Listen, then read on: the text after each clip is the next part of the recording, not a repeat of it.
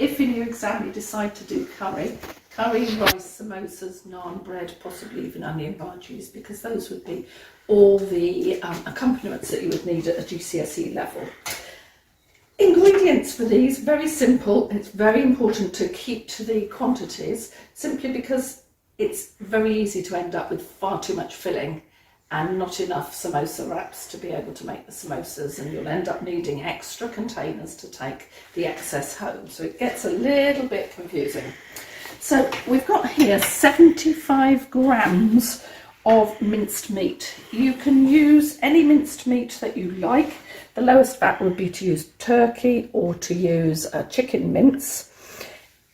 If you want to use beef, again, you can buy 20% fat, 12% fat or 5% fat, depending on how health conscious you be. But bear in mind that if you use the very low fat, you might need to add a little bit of oil when you're frying it. We've got some peas, just ordinary frozen peas, 50 grams of those. We have 50 grams of butter. Now, the pastry that we're going to use is a samosa pastry. We've got these from the Indian supermarkets, the Asian supermarkets, but you can use phyllo pastry. If you use phyllo pastry, you will need all the butter. So although the phyllo pastry is very low in fat, you add additional fat to it when you're using it, so it's not quite as low as you might think. The samosa pastry, hopefully we won't need to use too much of the butter. This is a new brand, not used it before, so we'll just see how it pans out. So, potato, a small potato, don't use a huge one, it will be too much.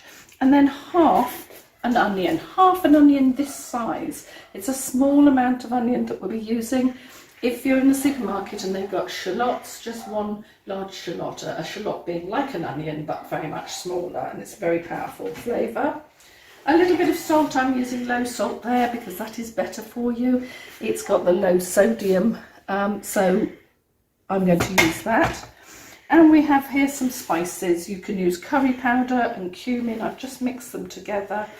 You can also put in garam masala if you prefer, or some of the specialist mixed spices, but in school we just used curry powder and some cumin seeds.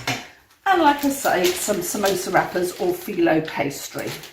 So those are the ingredients that we need. I've measured them out, but the first thing I'm going to do is to actually prepare them. I'm not going to start cooking yet at all until everything is prepared. So I've washed my hands, I've got my clean apron on, I'm ready to go. Everything's been sanitised, and I'm going to get the onion. Remember, cutting an onion, you need to cut it in half through the root. Now, those of you who are listening would know I'm only going to use half, so I should put that behind me.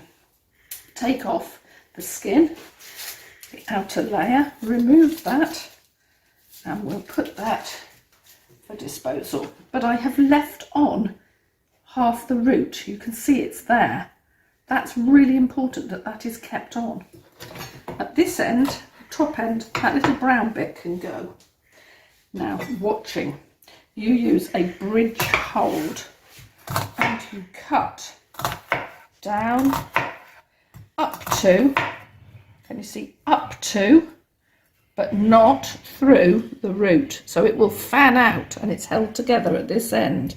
And then go as close together as you can with, like I say, a bridge hold. Mine's not a very good bridge hold because I'm trying to let you see.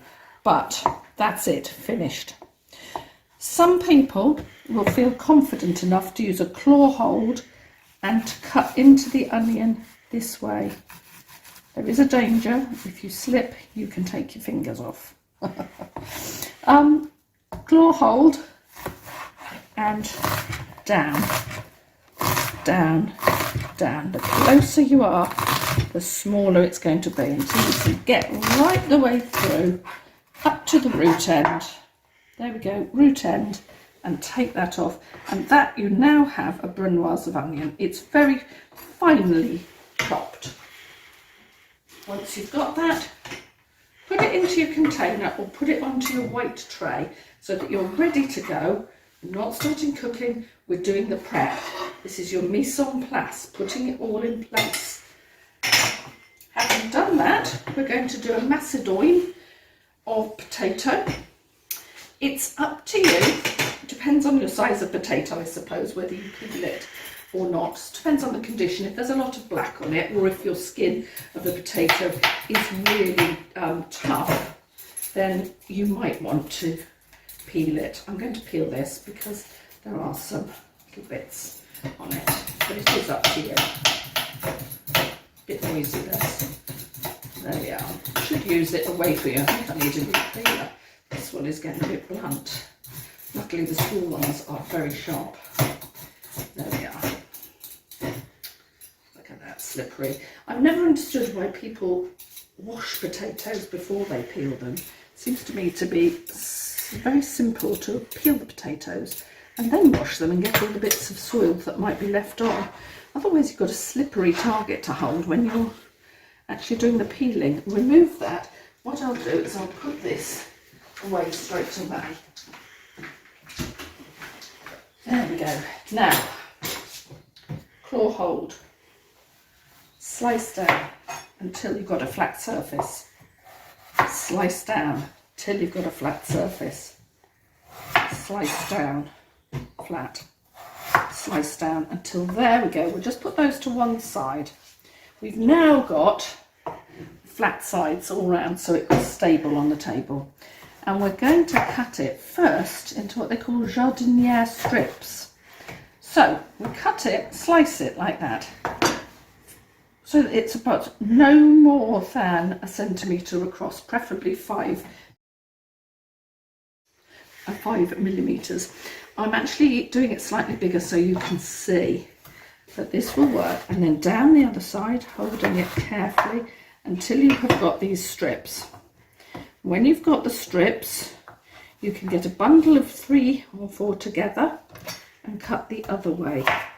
Again, make sure that you're holding the knife safely and make sure I can put those all together. And make sure cutting across basically into the base. But that's your macédoine. You don't want it any bigger than that or they're not going to cook in the samosa.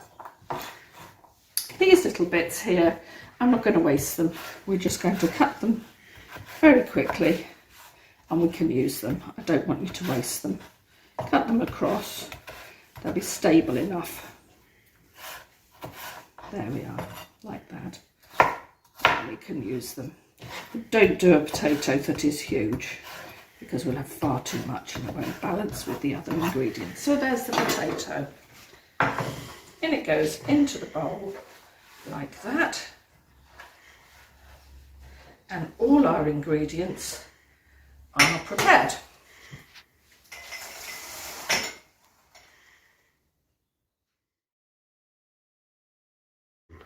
Now I've got all my ingredients ready now. One thing I didn't mention was on the recipe it says you can actually use some spinach leaves. And it shows you, it tells you how to wilt the spinach leaves.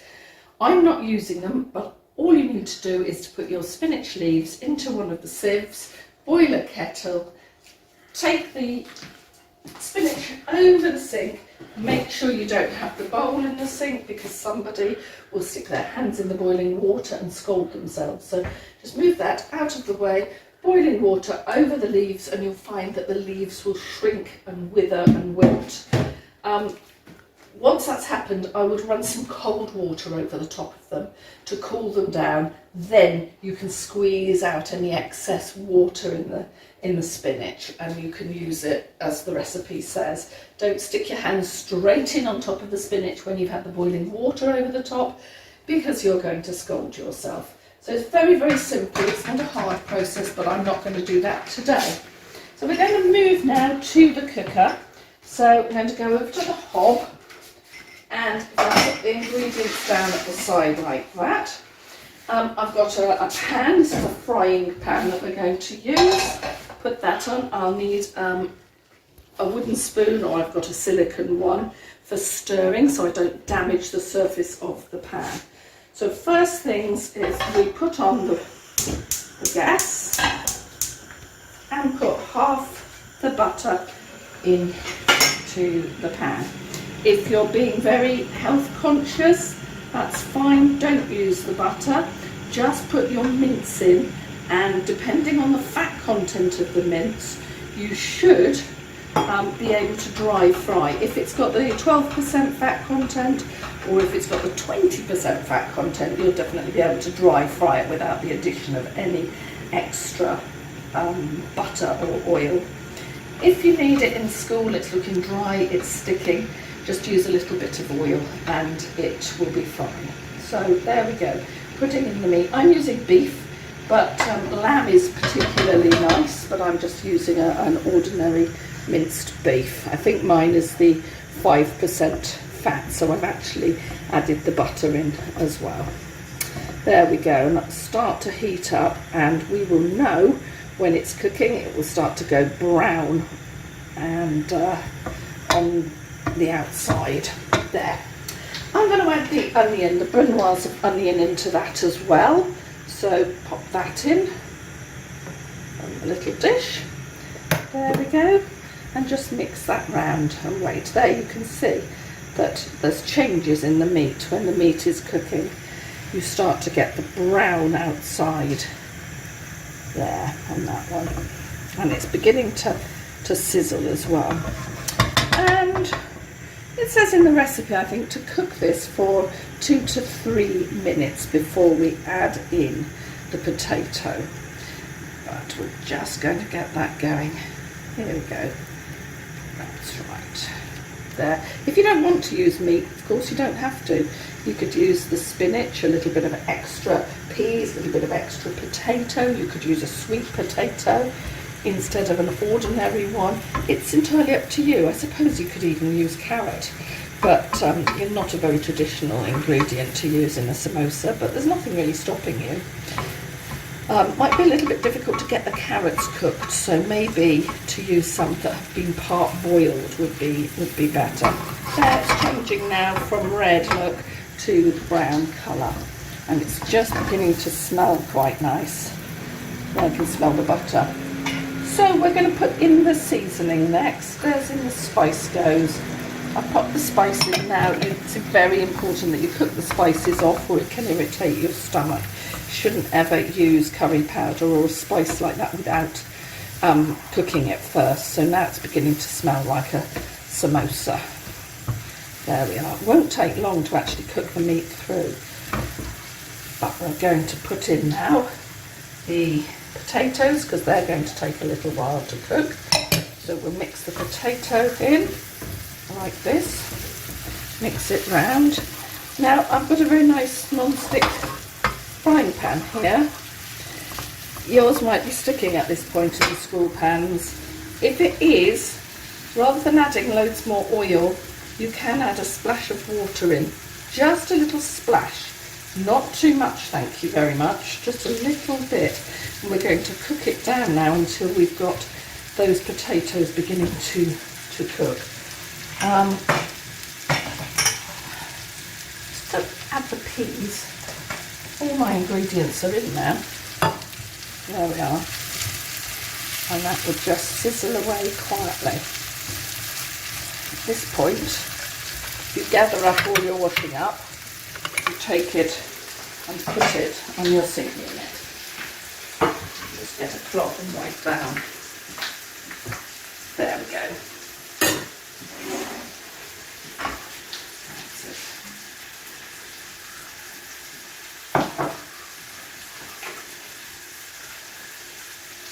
Tiny bit of low salt. Ordinary salt. Out of the way.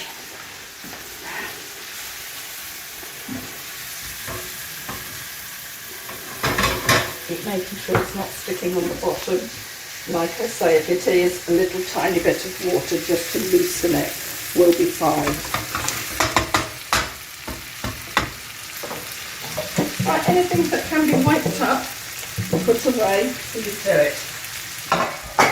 You're not getting too messy.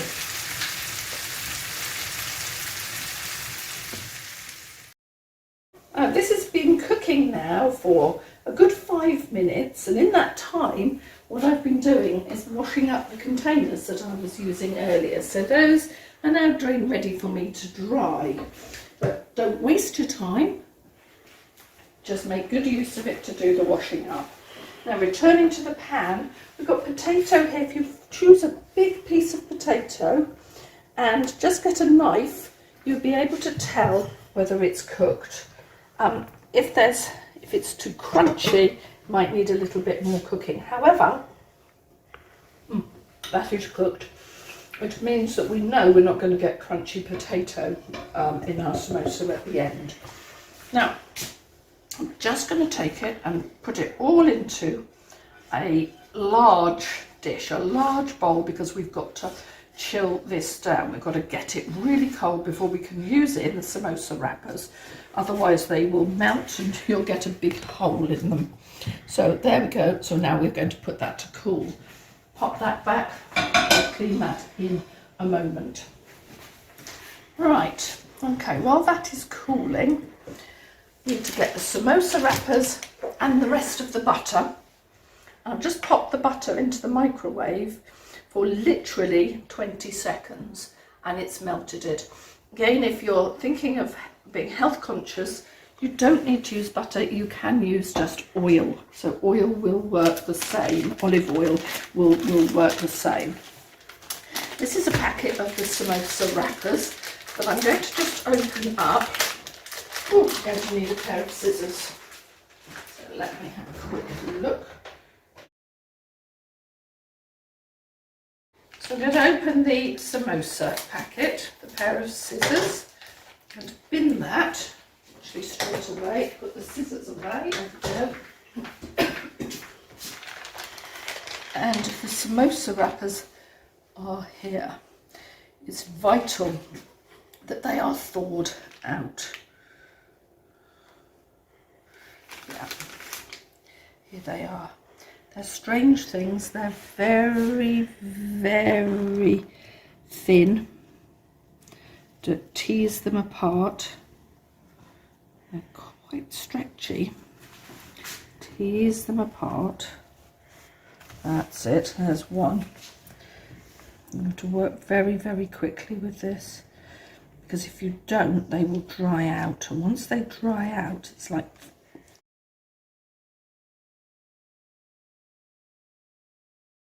gosh, I think I'm going to have to pull these out. They're really difficult. There's two there, but I'm sure there are.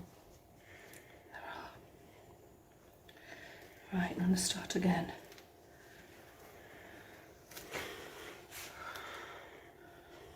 One, two, three.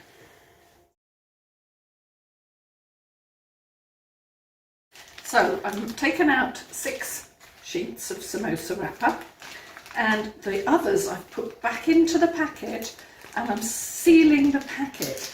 If you don't do this, they will dry out and they will become totally useless. Just like phyllo pastry, if they're not sealed, covered, they'll become useless. I've put the 6 that I'm going to use down on the table, and because my filling isn't yet ready, I've taken a piece of cling film and literally cling filmed it down over the top of the pastry like that, so that the air can't get in. If the air gets in, it's going to dry that pastry out, and once it dries the pastry out, it's going to crumble and you won't be able to use it. It'll be impossible to handle it. Now this pastry is made using coconut oil. There is also milk in it, so if we have anybody who is allergic to milk, this samosa wrapper is not for you. The same with coconut, because it is made with coconut oil. But a basic phyllo pastry, as long as you check the ingredients list, shouldn't have the coconut oil in it. So it would be better for you to use that. Now, right, let's just check the filling, see how it's getting on, whether it's getting cooler. Yes, it is. I think it is. We're almost there, actually. I think we're nearly there. I've got out a pastry brush to be able to use with the butter or the olive oil, whichever you decided. And I've also got out a baking tray. Now, your baking trays, you might wish just to do a light grease. And please, grease in the middle of the baking tray where you're going to put your food. There is no sense in greasing right up into all the corners if you're putting your food in the middle. All it means is that the fat is in the corners it will burn in the oven, it will go yellow, and I'll say to you, your baking tray is not clean, you've got to get some wire wool and clean out the corners of the baking tray, and you won't be very happy, but it will be your fault because you will have greased right up into the corners. So don't do that, you just grease where you're going to put your food. Now, let's just check. I think we're ready to go now. So a bigger spoon might be needed, I think, for putting this on. So we just get a big tablespoon out. Right, you need to watch for this, and you also need to follow the instructions on the recipe.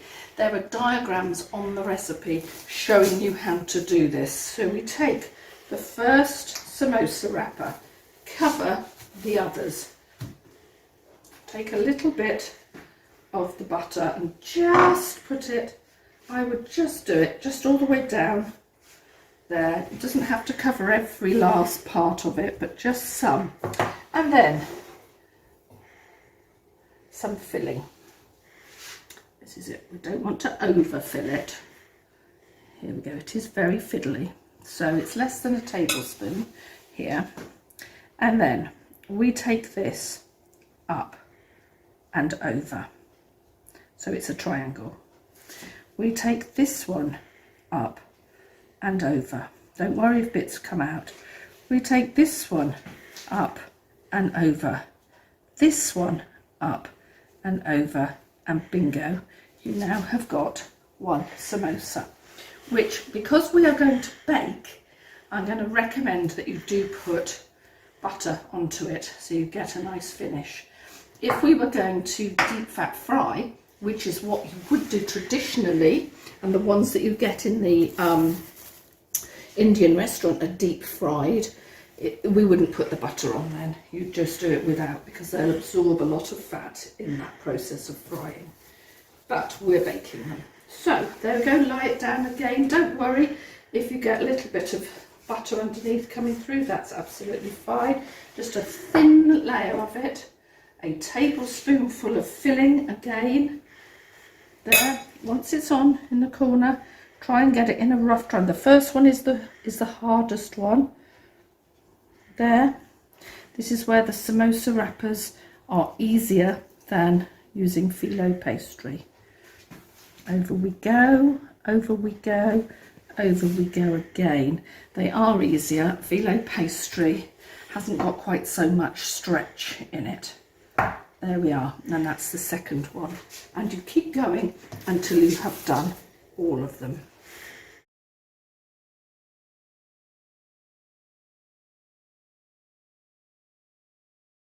Now, I've done all of mine. I did all 6 and then had a little bit of filling, so I had an extra 2 cases. So there we go, I've made the 8 samosas, all folded up.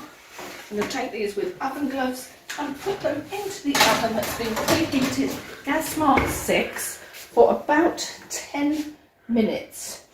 Now, in that time, the first thing that you need to do is to take all your washing up and stack it on your sink unit. Get rid of any bits of rubbish like this into the dustbin and clean your area. So here we go, I've cleaned my table where I've been cooking and stacked that, and in that 10 minutes all this must be washed up and preferably dried up and put out for me to check at the end of the lesson. So in preparation for those coming out of the oven, you need to get yourselves a cooling wire. So we'll get a cooling wire out and put that on my table so that I'm ready. And possibly a palette knife as well, so that I can take them off the baking tray with the palette knife.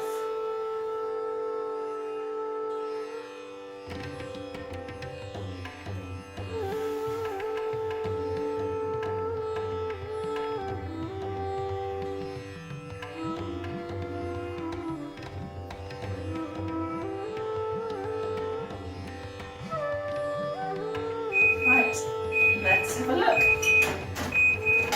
Oh yes, there we are. Put that on the cooker top, don't put it down on the unit, because if you put it down on the unit you're likely to leave a mark. So bring it over to your table. There they are. They're crispy and they are golden brown, and they should be loose. Let's have a look. Let's tip them off. May not be quite so easy to get off on a school baking tray, but I'll put that down there just slightly before I wash it up. Quick note about the washing up, that that's all been done and put away, and I've actually prepared a plate for presentation, and I've done that in the time that they were cooking, and you can do the same. When things are in the oven, it's not a time for you to go around talking to all your friends and checking what they're doing. It's a time for you to actually get on with the tidying up. So let's have a look. We've got 8 samosas here. Choose the best sides, the wrappers, and then I'm going to put them onto the service plate. They are very, very hot, so be very careful with them at this point. I think we'll stack them. We'll just put them going along the top, I think. Along that way and along that way, so that we have got those. I put a little bit of salad down on the table, on the dish as well, so that it is just like it would be in the Indian restaurant. I don't think I'm going to have to present all of them. No, I think that's enough there. So we just put those out for presentation. There we go. Samosas, a very good accompaniment if you happen to be making a curry or rice for your exam.